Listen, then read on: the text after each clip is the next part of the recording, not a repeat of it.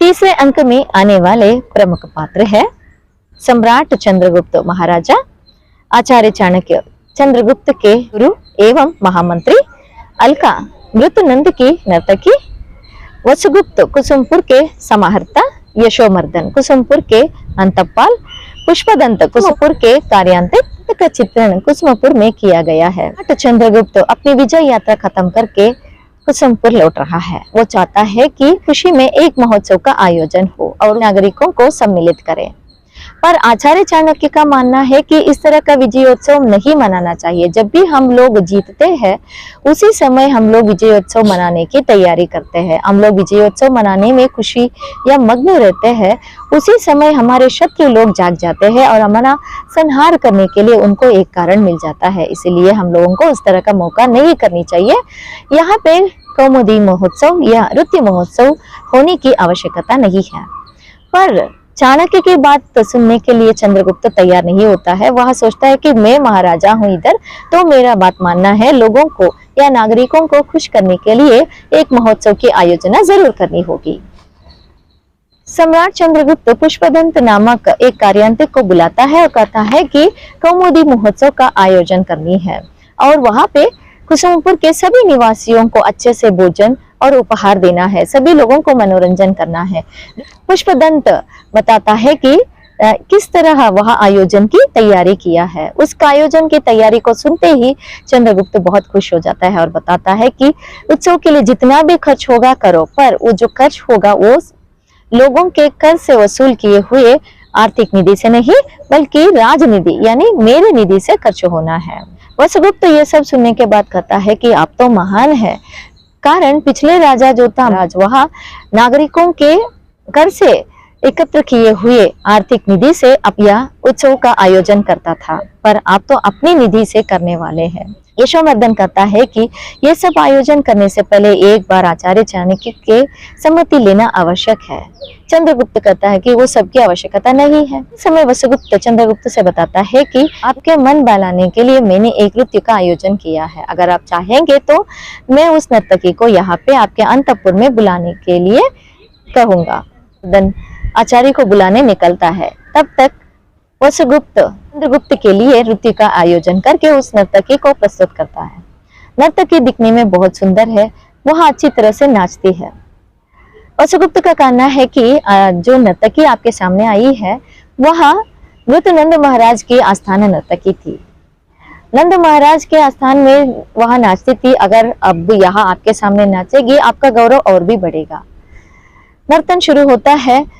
चंद्रगुप्त को वह नर्तन बहुत खुश हो जाता है। अंत में वह अपने गले में हुए माला को निकाल के नर्तकी को देने के लिए आगे बढ़ता है और कहता है कि तुम आगे से मौर्य वंश के रंगशाला की अध्यापिका बनो और दूसरे लोगों को भी नर्तन कला सिखाओ।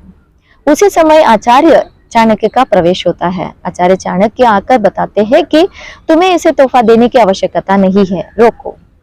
आचार्य और चंद्रगुप्त में वार्तालाप शुरू होता है। उस समय वसुगुप्त और नृत्य करने के लिए आई हुई अलका को अलग से कक्षा में भेज दिया जाता है। चाणक्य बताते हैं कि वो आई है नृत्य करने के लिए। अलका और वसुगुप्त दोनों भी राक्षस के लोग हैं, तो मारने के लिए यहाँ पे आए हैं। पर चंद्रगुप्त तो यकीन करने के लिए तैयार नहीं होता है। जब आचार्य कहते हैं कि मुझे एक मौका दीजिए, मैं साबित करके बताऊंगा कि वे दोनों कौन हैं। आचार्य चाणक्य चंद्रगुप्त के सामने अलका और वसुगुप्त को प्रस्तुत किया जाता है। चाणक्य वसुगुप्त से कुछ प्रश्न पूछते हैं कि वह के रहने वाला है। वसुगुप्त बताता है कि वो तो पुर का निवासी नहीं है, दूसरे गांव का निवासी है। यहाँ पे स्पष्ट होता है कि वह हमारे राज्य का नहीं है। दूसरा सवाल ये था कि अलका को वह कितने सालों से जानता है। वसुगुप्त बताता है कि मैं तो आज ही उसको जाना हूं, मैंने उसको पहली बार देख रहा हूं, मैं उससे पहले उससे नहीं मिला था। आचार्य कहते हैं कि तुम झूठ बोल रहे हो, तुम इससे पहले वसंतोत्सव में अलका को देखे थे, उसके नृत्य पर तुम फिदा हुए थे। वसुगुप्त कहता है कि हाँ।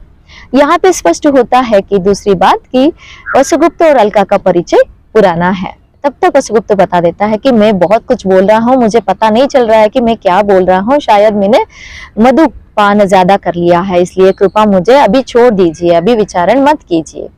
आचार्य कहते हैं कि इतना ज्यादा पी ही लिया है तो और थोड़ा पीने में कोई दिक्कत नहीं है, कहकर एक गिलास मधुपान को लेकर आने के लिए बताते हैं सैनिक द्वारा एक गिलास का मधुपान लाया जाता है।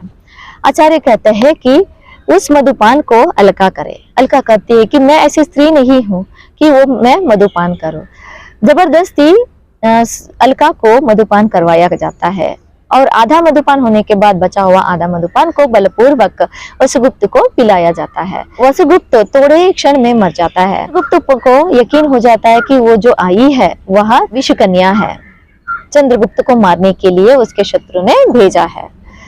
आचार्य बताते हैं कि इस अलका को मरण दंड नहीं देंगे, उसको दूसरी कक्षा में रखेंगे।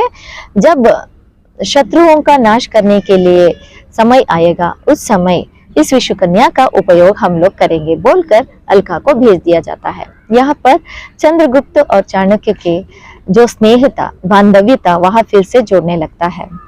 चंद्रगुप्त अपने से की हुई गलती को माफ करने के लिए चाणक्य से विनती करता है और कहता है कि आर्य चाणक्य, महामंत्री चाणक्य, चंद्रगुप्त को तुम्हारी आवश्यकता है। महामंत्री चाणक्य के बिना यह राज्य नष्ट हो जाएगा, चंद्रगुप्त नष्ट हो जाएगा। महामंत्री चाणक्य, कौमुदी महोत्सव नहीं होगा। यहीं पर नाटक की समाप्ति होती है। धन्यवाद।